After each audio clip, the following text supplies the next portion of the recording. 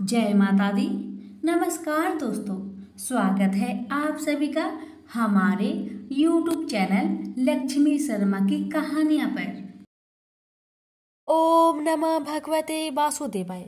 प्रिय भक्तगणों, आज आप सभी श्रवण करेंगे मार्गशीर्ष महीने की कृष्णा पक्ष की उत्पन्ना एकादशी की व्रत कथा। में सुनेंगे एकादशी व्रत से जुड़ी सभी कथाएं एक साथ, जिसे एकादशी व्रत करने वाले भक्त को अवश्य सुनना चाहिए। प्रेम से बोलिए लक्ष्मी नारायण की जय, एकादशी माता की जय। हे भगवान, आपकी कथा कहने वाले, सुनने वाले, हुक्कार भरने वाले सभी की परिवार की दुख तकलीफ को दूर करना, सभी की मनोकामना को पूर्ण करना, कथा कहने में गलती हो तो क्षमा करना। आइए प्रिय भक्तजनों, हम श्रवण करेंगे पहले गणेश जी की कथा और उसके बाद शुरुआत करेंगे एकादशी की व्रत कथा। एक बार की बात है कि भगवान गणेश एक बार छोटे बालक का रूप धरकर पृथ्वी पर गए और वहां उन्होंने सोचा कि मैं लोगों का परीक्षा लूंगा, इस धरती पर कुछ धर्म कर्म है भी या नहीं। भगवान गणेश अपने दोनों हाथों में एक एक छोटी चम्मच पकड़कर एक चम्मच में चावल और एक चम्मच में दूध लेकर गांव के सभी घरों में बारी बारी जाकर एक ही बात कह रहे थे कि कोई मेरे लिए खीर बना दो, कि कोई मेरे लिए खीर बना दो। लोग उसकी बात सुनकर उनका मजाक उड़ाते थे। सब गांव वाले उनसे कहते कि ए बुद्धू बालक, क्या कभी एक चम्मच चावल और एक चम्मच दूध से खीर बना है जो तुम घर घर घूमकर चिल्ला रहे हो कि मेरे लिए कोई खीर बना दो, कि मेरे लिए कोई खीर बना दो। ऐसा कह कहकर गांव वाले भेष रूपी गणेश जी का मजाक उड़ा रहे थे। भगवान गणेश गांव वालों की बातें सुनकर आगे बढ़ जाते हैं। ऐसे ही वह पूरे गांव में चलते चलते बालक आखिर में एक बुढ़िया माई के पास पूछते हैं। वहां बहुत से बच्चे खेल रहे होते हैं और बुढ़िया माई बैठी बैठी बच्चों के खेल को देख रही होती है। गणेश जी महाराज ने वहां जाकर कहा, बुढ़िया माई, ये चावल और दूध से मेरे लिए खीर बना दोगी क्या? छोटे से बालक की बातें सुनकर बुढ़िया माई ने हंसकर मजाक करते हुए कहा, बेटा, खीर तो मैं बना दूंगी, लेकिन मुझे भी खीर देना होगा। भेष रूपी गणेश जी ने कहा, जरूर अम्मा, आपको मैं जरूर दूंगा, सब बच्चों को भी दूंगा। तुम चिंता मत करो बूढ़ी अम्मा, बस अपने घर में जाओ और जो सबसे बड़ा बर्तन हो उसे बाहर लेकर आओ। बूढ़ी माई ने बच्चे की कहे अनुसार घर के सबसे बड़े बर्तन को लेकर बाहर आई। घर के बने गणेश जी ने कहा, माँ, इतनी छोटी सी भिगोनी से क्या होगा, कोई इससे भी बड़ा बर्तन लाओ, उसमें खीर बनाना। बुढ़िया माई फिर से एक बहुत बड़ा बर्तन लेकर आई, उसमें दूध और चावल डलवा दिए और चूल्हे पर खीर बनाने के लिए रख दिया गया। जब खीर में उबाल आने लगा तो बुढ़िया माई ने थोड़ी सी खीर प्याले में निकाल ली, थोड़ी सी ठंडी करके गणेश जी का नाम लेकर भोग लगाकर चखने लगी। खीर तो अति स्वादिष्ट बनी थी। बुढ़िया माई ने बालक से कहा, ले बेटा, खीर बन गई है, अब तुम खा लो। उसके बेटे ने कहा, माँ, खीर से तो मेरा पेट भर गया, अब आप खाओ और इन सब बच्चों को खिला दो। बुढ़िया माई ने कहा, बेटा, तूने खीर तो नहीं खाई, फिर पेट कैसे भर गया? बालक ने कहा, आपने मेरा प्रेम से नाम लेकर दरवाजे के पीछे खड़े होकर खीर खाई थी, उससे मेरा पेट भर गया। बुढ़िया माई समझ गई कि यह बालक तो भगवान गणेश का ही रूप है। वह खीर सभी बच्चों को खिला दी, जो वहां खेल रहे थे उन्हें भी खिलाई, तो भी बर्तन भरा हुआ था। अब गांव के सभी लोगों को बुला बुलाकर बुढ़िया माई ने खीर खिलाई तो सभी सोच में पड़ गए कि इस गरीब बुढ़िया के पास इतनी सारी खीर कहाँ से आई। अंत में बुढ़िया माई को गणेश जी ने आशीर्वाद दिया कि और जो खीर बच गई है उससे तुम घर में पीछे खारा खोदकर गाड़ आओ। फिर कुछ दिन बाद वो खीर सोना बन गई। बुढ़िया माई अब तो आनंद और ठाट बाट से रहने लगी। गणेश जी की कृपा से बुढ़िया की सारी दुख तकलीफ समाप्त हो गई। प्रेम से बोलिए गणेश महाराज की जय। तथा मार्गशीर्ष मास के कृष्ण पक्ष की एकादशी को भगवान विष्णु के शरीर से एक तेजस्वी कन्या के रूप में महादेवी एकादशी का प्रादुर्भाव हुआ था। यही कारण है कि मार्गशीर्ष मास के कृष्ण पक्ष की इस एकादशी को उत्पन्ना एकादशी कहा जाता है। आज के दिन भगवान विष्णु के 16 कला निधान पूर्ण अवतार भगवान कृष्ण की पूजा की जाती है। भगवान कृष्ण की पूजा में नैवेद्य के रूप में केवल फल ही अर्पित किए जाते हैं। फलहार में भी आप फलों का ही भोजन करें, कद्दू अथवा मावे की मिठाई का प्रयोग ना करें। सूत जी बोले, हे मुनियो, विधि सहित इस एकादशी का महात्म्य को भगवान श्री कृष्ण ने कहा था। भक्त जन ही इस व्रत को प्रेम पूर्वक सुनते हैं और इस लोक में अनेकों सुखों को भोगकर अंत में विष्णु पद को प्राप्त करते हैं।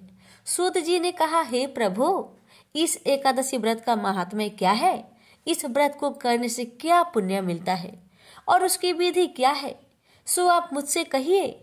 ऐसा सुनकर श्री भगवान ने कहा, हे अर्जुन, सबसे पहले हेमंत ऋतु के मार्गशीर्ष महीने में कृष्ण पक्ष की एकादशी का व्रत करना चाहिए। दशमी की शाम को दातुन करनी चाहिए और रात को भोजन नहीं करनी चाहिए। एकादशी को सुबह संकल्प नियम के अनुसार कार्य करना चाहिए।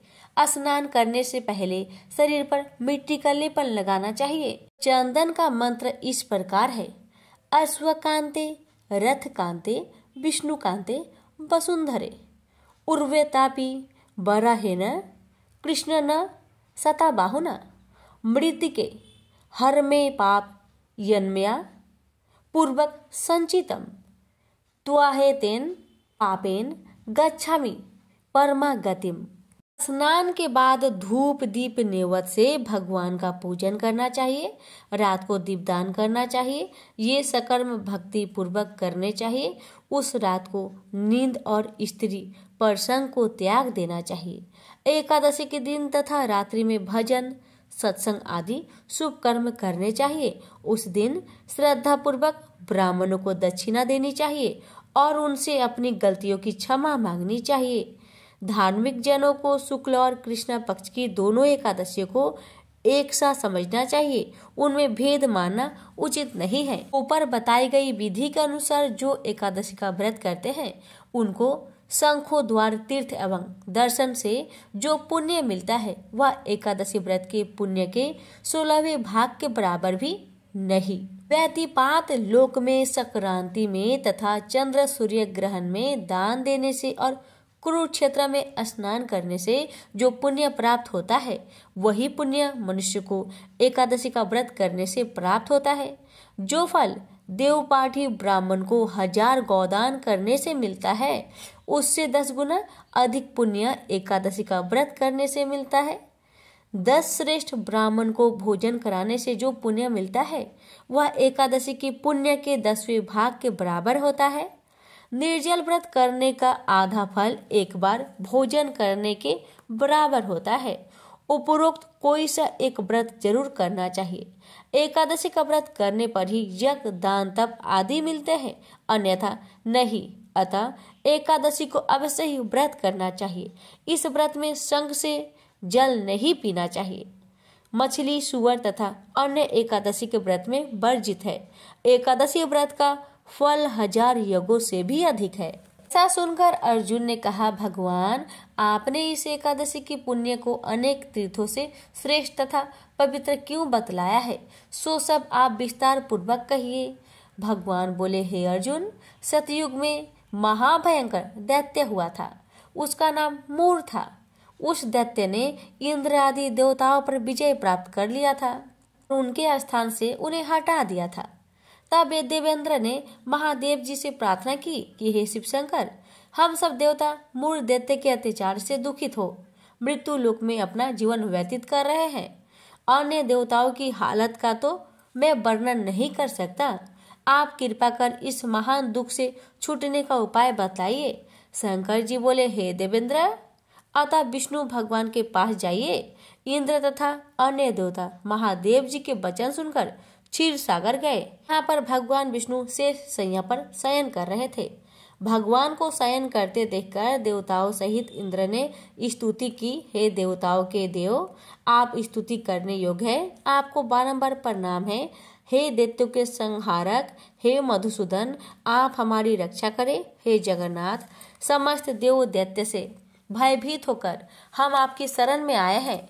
इस समय दैत्यों ने हमें स्वर्ग से निकाल दिया है और हम सब देवता पृथ्वी पर विचरण कर रहे हैं। अब आप ही हमारी रक्षा कीजिए, रक्षा कीजिए। देवताओं के द्वारा करुणापूर्ण वाणी को सुनकर श्री विष्णु भगवान बोले, हे देवताओं, यह कौन सा दैत्य है जिसने देवताओं को जीत लिया है? भगवान के उस अमृत रूपी वचनों को सुनकर इंद्र बोला, हे भगवान, प्राचीन समय में नारी जंग नामक एक दैत्य था। उस दैत्य की ब्रह्म में वंश उत्पत्ति हुई थी। उसी दैत्य के लड़के का नाम मूर है। उसकी राजधानी चंद्रावती है। उस चंद्रावती नगरी में वह मूर नामक दैत्य निवास करता है, जिसने अपने बल से समस्त विश्व को जीत लिया है और सब देवताओं को देवलोक से निकाल इंद्र, अग्नि, यम, वरुण, चंद्रमा, सूर्य आदि लोकपाल बनाए हैं। वह स्वयं सूर्य बनकर पृथ्वी को तपाता है और स्वयं मेघ बनकर जल की वर्षा करता है। अतः आप उस बलशाली भयानक दैत्य को मारकर देवताओं की रक्षा करें। इंद्र के ऐसे वचन सुनकर श्री विष्णु भगवान बोले, देवताओं, मैं तुम्हारे शत्रुओं का शीघ्र ही संहार करूंगा। अब आप उस चंद्रावती नगरी को जाइए। इस प्रकार भगवान विष्णु देवताओं के साथ चल दिए। उस समय दैत्य पति मूर अनेकों दैत्य के साथ युद्ध भूमि में गरज रहा था। युद्ध प्रारंभ होने पर असंख्य दानव अनेकों अस्त्रों शस्त्रों को धारण कर देवताओं से युद्ध करने लगे, परंतु देवताओं दैत्य के आगे एक क्षण भी न ठहर सके। तब भगवान विष्णु भी युद्ध भूमि में आ गए। तब दैत्य ने भगवान विष्णु को युद्ध भूमि में देखा तो उन पर अस्त्रों शस्त्रों से प्रहार करने लगे। भगवान भी चक्र और गदा से उनके अस्त्र शस्त्रों को नष्ट करने लगे। इस युद्ध में अनेक दानव सदैव के लिए सो गए, परंतु दैत्यों का राजा मूर भगवान के साथ निश्चल भाव से युद्ध करता रहा। भगवान विष्णु मूर को मारने के लिए जिन जिन शस्त्रों का प्रयोग करते हैं, सब उनके तेज से नष्ट होकर उस पर पुष्पों के समान गिरने लगे। अनेक अस्त्रों शस्त्रों का प्रयोग करने पर भी भगवान उनको न जीत सके। वह वापस में मल्ल युद्ध करने लगे। भगवान विष्णु उस दैत्य से देवताओं के लिए सहस्त्र वर्ष तक युद्ध करते रहे, परंतु उस दैत्य को न जीत सके। अंत में विष्णु शांत होकर विश्राम करने की इच्छा से बद्रिका आश्रम चले गए। उस समय 38 कोस लंबी एक द्वार वाली हेमवती नाम की एक गुफा में शयन करने की इच्छा से भगवान घुसे। हे अर्जुन, अतः मैंने उस गुफा में शयन किया। वह दैत्य भी मेरे पीछे पीछे चला आया। मुझको शयन करता देख भागने को तैयार हो गया। वह दैत्य सोचने लगा कि यह मैं आज अपने चिर शत्रु को मारकर सदैव के लिए निष्ठक हो जाऊंगा। उसी समय मेरी देह से एक अत्यंत सुंदर कन्या दिव्य वस्त्र धारण करके उत्पन्न हुई और दैत्य के सामने आकर युद्ध करने लगी। तब वह दैत्य आश्चर्य के साथ सोचने लगा कि यह ऐसी बलवान कन्या कहाँ से उत्पन्न हुई। वह दैत्य उस कन्या से लगातार युद्ध करता रहा। कुछ समय बीतने पर उस कन्या ने क्रोध में आकर उस दैत्य के अस्त्रों शस्त्रों के टुकड़े टुकड़े कर दिए। उस कन्या ने उसका रथ तोड़ डाला। तब तो वह दैत्य क्रोध करके उससे मल्लयुद्ध करने लगा। उस कन्या ने उसको धक्का मारकर मूर्छित कर दिया। उठने पर उसका सिर काट दिया। वह दैत्य सिर कटते ही पृथ्वी पर गिर गया और मृत्यु को प्राप्त हुआ। अन्य समस्त दानव भी ऐसा देखकर पाताल लोक को चले गए। जब भगवान विष्णु की निद्रा टूटी तो उस दैत्य को मरा देखकर अत्यंत आश्चर्य करने लगे और विचारने लगे कि इस दैत्य को किसने मारा। तब वह कन्या भगवान से हाथ जोड़कर बोली, हे भगवान, यह दैत्य आपको मारने को तैयार था, तब मैंने आपके शरीर से उत्पन्न होकर इसका वध किया है। इस पर भगवान बोले, हे कन्या, तूने इसको मारा है, अतः मैं तेरे ऊपर अत्यंत प्रसन्न हूँ। तूने तीनों लोकों के देवताओं को सुखी किया है, इसलिए तू अपनी इच्छा अनुसार वरदान मांग। कन्या बोली, हे भगवान, मुझे यह वरदान दीजिए कि जो मेरा व्रत करे उसके समस्त पाप नष्ट हो जाए और अंत में स्वर्ग लोक को जाए और मेरे व्रत का आधा फल रात्रि को मिले और उसका आधा फल एक समय भोजन करने वाले को मिले। जो मनुष्य भक्ति पूर्वक मेरा व्रत करे वो निश्चय ही विष्णु लोक को प्राप्त करे। कृपा करके मुझे ऐसा ही वरदान दीजिए। जो मनुष्य मेरे दिन तथा रात्रि को एक बार भोजन करे वे धन्य धान्य से भरपूर रहे। इस पर भगवान विष्णु उस कन्या से बोले, हे कल्याणी, ऐसा ही होगा। मेरे और तेरे भक्त एक ही होंगे और अंत में संसार में प्रसिद्धि को प्राप्त होकर मेरे लोक को प्राप्त करेंगे। हे कन्या, तू एकादशी को पैदा हुई है, इसलिए तेरा नाम भी एकादशी हुआ। जो मनुष्य तेरे दिन व्रत करेंगे उसके समस्त पाप जड़ से नष्ट हो जाएंगे और अंत में मुक्ति को प्राप्त करेंगे। तू मेरे लिए अब तीज, आठे, नौमी और 14 से भी अधिक प्रिय है। तेरा व्रत का फल सब तीर्थों के फल से महान होगा। यह मेरा कथन सत्य है। ऐसा कहकर भगवान उसी स्थान पर अंतर्ध्यान हो गए। एकादशी भी भगवान के उत्तम वचनों को सुनकर प्रसन्न हुई।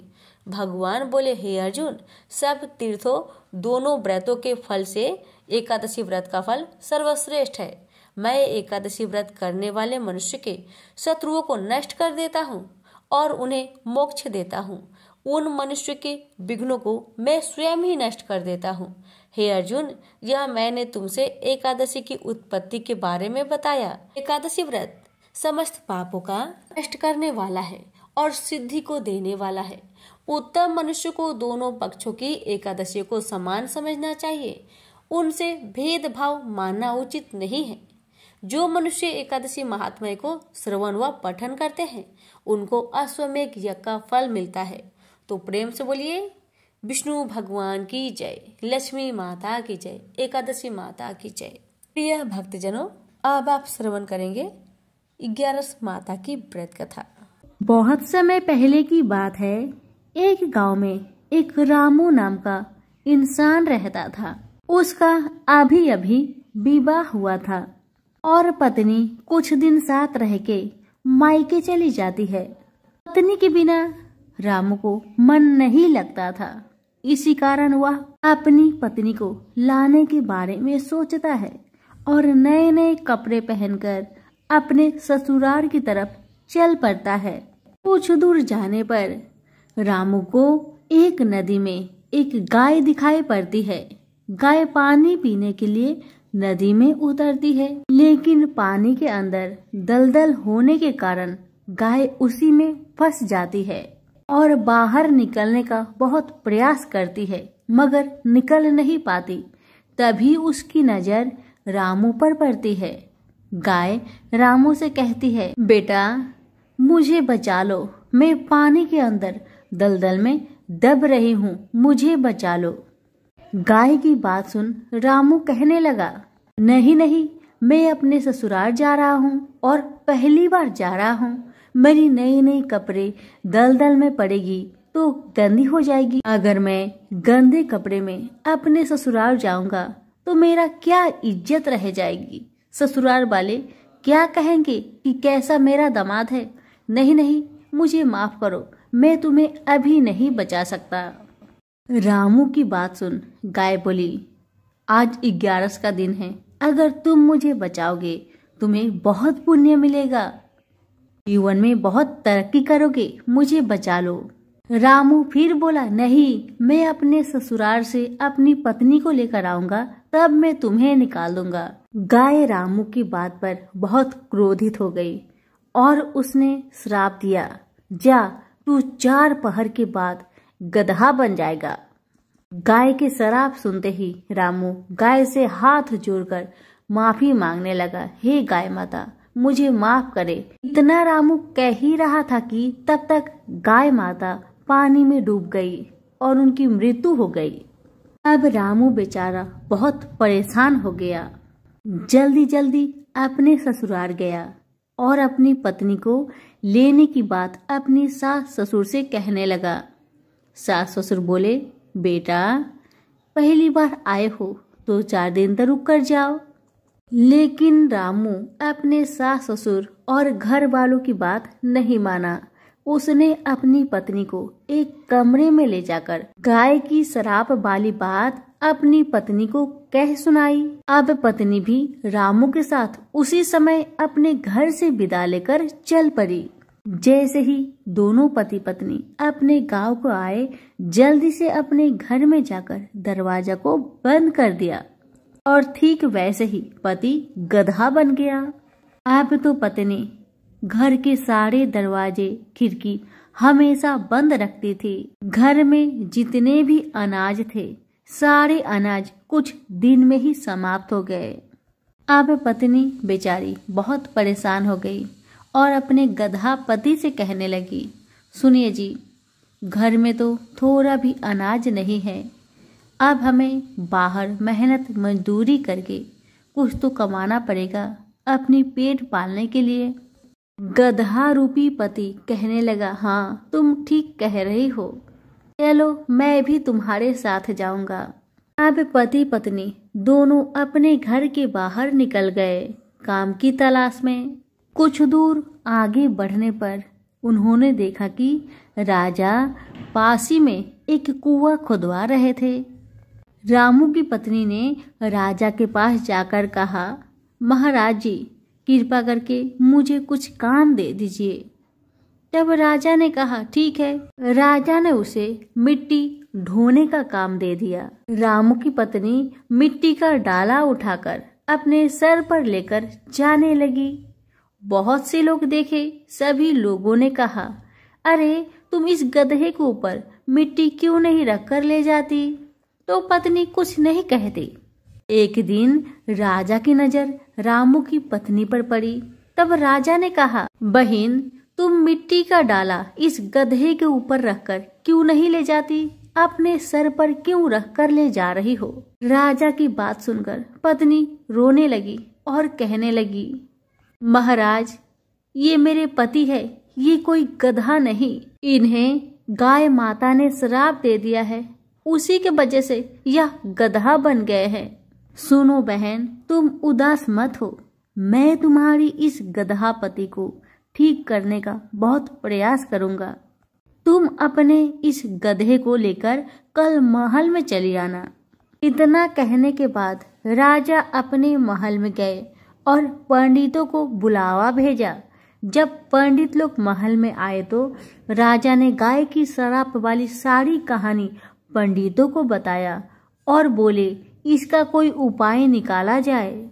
महाराज की बात सुन पंडित जी बोले, महाराज इसको गाय माता का श्राप लगा है, इसीलिए बस एक ही उपाय बचा है। अगर कोई व्यक्ति अपने जीवन में 111 का व्रत किया हो, अगर वो इंसान अपनी इच्छा से सारी 11 का फल इस गधे को दे दे, तब ये गधा फिर से इंसान बन सकता है। अब राजा ने चारों तरफ ढिंढोरा पिटवा दिया कि अगर कोई भी व्यक्ति 111 का व्रत किया हो, अगर उसका फल एक गधे को दे देगा तो उसे ढेर सारा धन दौलत और साथ में इनाम दिया जाएगा। लेकिन दुख के बात यह था कि उस गांव में किसी ने भी 11 का व्रत 111 बार नहीं किया था। किसी ने 11 किया था तो किसी ने 21 किया था, मगर गधे को चाहिए था 111 का फल। एक दिन की बात है, राजा के महल में एक बूढ़ी माई आती है और राजा से कहती है, महाराज मैंने 111 का व्रत किया है। राजा यह सुनकर बहुत खुश हुए और कहने लगे, हे बुढ़िया माई, तुम अपनी 11 का सारे फल इस गधे को दे दो ताकि इसे इंसान का रूप मिल सके। तुम अगर इसे अपने सारे 11 का फल दे दोगी तो मैं तुम्हें मुंह मांगा धन दौलत दूंगा। राजा की बात सुन बूढ़ी माँ कहने लगी, हे राजन, मैं तो बूढ़ी हो गई हूँ, मेरा जीवन का तो कोई भी ठीक नहीं, आज हूँ तो कल नहीं, और मैं धन दौलत का क्या करूँगी। मैं इस गधे को 110 11 का फल दे दूंगी, मगर हे राजन, मैं एक 11 का फल अपने पास रखना चाहती हूँ, क्योंकि इस एक 11 का फल मुझे मोक्ष दिला देगा। इसीलिए मैं एक 11 का फल अपने पास रखना चाहती हूँ। मैं अपने भगवान श्री लक्ष्मी नारायण को अपने आँखों से देखूंगी। इतना कहकर बूढ़ी माई ने 110 11 का फल को 11 माता का नाम लेकर उस गधे को दे दिया और वह गधा तुरंत मनुष्य बन गया। मगर एक 11 का फल कम होने के कारण उस गधा का पूंछ वैसे की वैसे ही रह गया। जब पति पत्नी दोनों की नजर उस पूंछ पर पड़ी तो वह देखकर बहुत हैरान हो गए। तब बूढ़ी माई ने सारी बात बताई, क्योंकि मैंने 110 11 का फल दिया है, बस इसी के कारण इसका पूंछ रह गया है, पूरा शरीर इंसान का बन गया है। अब इस पूंछ को तुम दोनों ही हटा सकते हो। तुम लोग भी श्रद्धा पूर्वक 11 माता का व्रत करो, उनकी कृपा से जल्द ही ये पूंछ भी गायब हो जाएगी। इतना कहकर बूढ़ी माई अपने घर को लौट आई और दोनों पति पत्नी श्रद्धा पूर्वक 11 माता के व्रत करने लगे, जिसके प्रभाव से रामू का वह गधा का पूंछ भी गायब हो गया। तो प्रेम से बोलिए 11 माता की जय हो, श्री हरि विष्णु की जय हो। एक ब्राह्मण था, वह प्रतिदिन मंदिर में जाता था। वह प्रतिदिन तुलसी माता की पूजा करता था। वह तुलसी माता से प्रतिदिन प्रार्थना करता था कि हे तुलसी महारानी, मेरे आनंद करना। तुलसी माता ने सोचा कि यह ब्राह्मण तो बहुत सीधा है और गरीब है और प्रतिदिन मेरी पूजा करता है, मुझे इसके लिए कुछ न कुछ जरूर करना चाहिए। तो तुलसी महारानी एक कन्या का रूप बनाकर बैठ गई और उस ब्राह्मण से बोली कि ब्राह्मण, मैं भी तेरे घर आना चाहती हूँ। ब्राह्मण ने सोचा कि 6 लड़कियां तो मेरे घर पहले से ही है और 7 लड़कियां का मैं कैसे पालन पोषण करूंगा, लड़कियां की शादी में कैसे कराऊंगा, मेरे पास तो कुछ ऐसा भी नहीं है। यह व्यभिचार करके बहुत परेशान रहने लगा। उसको तो खाना भी नहीं भा रहा था। उसकी औरत ने कहा, क्या बात है, आजकल तुम बहुत दुखी रहने लगे हो। तो इस पर ब्राह्मण बोला कि मैं मंदिर जाता हूँ, वहां पर एक छोटी सी सुंदर सी कन्या बैठी है और वह मुझसे कहती है कि मैं आपके घर आऊंगी। ब्राह्मण की पत्नी बोली, अरे इसमें परेशान होने की क्या बात है, आ रही है तो आ जाने दो। ब्राह्मण बोला कि पहले से अपनी 6 लड़कियां तो है ही, उनकी भी अपनी शादी को करवानी है। तो इस पर ब्राह्मणी बोली कि अरे ये तो कोई बात नहीं है, अपनी 6 लड़कियों की शादी करवाएंगे, वैसे 7वीं की भी करवा देना। अगले दिन जब ब्राह्मण वह मंदिर गया तो वह छोटी कन्या ने पूछा, ब्राह्मण मैं आपके घर आऊं? तो ब्राह्मण बोला, हाँ चल बेटा चल। कन्या को ब्राह्मण घर लेके चला आया। तुलसी माता के कन्या रूप में ब्राह्मण के घर आने से ब्राह्मण घर बहुत आनंद हो गया। घर में लक्ष्मी की बारिश हो गई। जब ब्राह्मण 7 कन्याओं की शादी के लिए वर ढूंढने जाने लगा तो उस छोटी सी कन्या ने कहा कि मेरे तो शालिग्राम जी के मंदिर में जाकर शालिग्राम जी को बोलना कि बारात लेकर आए और मेरी 6 बहनों के तुम्हारे इच्छा से वर ढूंढ लेना। तुलसी महारानी की मेहरबानी से उसके तो सब जेवर, कपड़ा, खाना सब तैयार हो गया और अच्छी धूमधाम से उनकी शादी हो गई और उस ब्राह्मण पर तुलसी माता टुटमान हो गई। हे तुलसी माता, जैसे आप ब्राह्मण पे टुटमान हुए वैसे हम पर भी होना और जैसा आनंद ब्राह्मण के करा वैसा हम सबके करना। प्रेम से बोलिए तुलसी महारानी की जय। और व्रत की कथा के साथ पढ़ी और सुनी जाने वाली लपसी तपसी की कहानी। एक लपसी था, एक तपसी था। तपसी हमेशा भगवान की तपस्या में लीन रहता था। लपसी रोजाना 1.25 सेर की लपसी बनाकर भगवान का भोग लगाकर जीम लेता था। एक दिन दोनों लड़ने लगे। तपसी बोला, मैं रोज भगवान की तपस्या करता हूँ, इसलिए मैं बड़ा हूँ। तपसी बोला, मैं रोज भगवान को 1.25 सेर लापसी का भोग लगाता हूँ, इसलिए मैं बड़ा हूँ। नारद जी वहां से गुजर रहे थे। दोनों को लड़ता देखकर उनसे पूछा कि तुम क्यों लड़ रहे हो। तपसी ने खुद के बड़ा होने का कारण बताया और लपसी ने अपना कारण बताया। नारद जी बोले, तुम्हारा फैसला मैं कर दूंगा। दूसरे दिन लपसी और तपसी नहाकर अपनी रोज की भक्ति करने आए तो नारद जी ने छुपकर 1.25 करोड़ की एक अंगूठी उन दोनों के आगे रख दी। तपसी की नजर जब अंगूठी पर पड़ी तो उसने चुपचाप अंगूठी उठाकर अपने नीचे दबा ली। लपसी की नजर अंगूठी पर पड़ी लेकिन उसने ध्यान नहीं दिया। भगवान को भोग लगाकर लपसी खाने लगा। नारद जी सामने आए तो दोनों ने पूछा कि कौन बड़ा है, तो नारद जी ने तपसी से खड़ा होने को कहा। वो खड़ा हुआ तो उसके नीचे दबी अंगूठी दिखाई पड़ी। नारद जी ने तपसी से कहा, तपस्या करने के बाद भी तुम्हारी चोरी करने की आदत नहीं गई, इसलिए लपसी बड़ा है और तुम्हें तुम्हारी तपस्या का कोई फल भी नहीं मिलेगा। तपसी शर्मिंदा होकर माफी मांगने लगा। उसने नारद जी से पूछा, मुझे मेरी तपस्या का फल कैसे मिलेगा। नारद जी ने कहा, यदि कोई गाय और कुत्ते की रोटी नहीं बनाएगा तो फल तुम्हें मिलेगा। यदि कोई ब्राह्मण को भोजन करवाकर दक्षिणा नहीं देगा तो फल तुम्हें मिलेगा। यदि कोई साड़ी के साथ ब्लाउज नहीं देगा तो फल तुझे मिलेगा। यदि कोई दिए से दिया जलाएगा तो फल तुझे मिलेगा। यदि कोई सारी कहानी सुने लेकिन तुम्हारी कहानी नहीं सुने तो फल तुझे मिलेगा।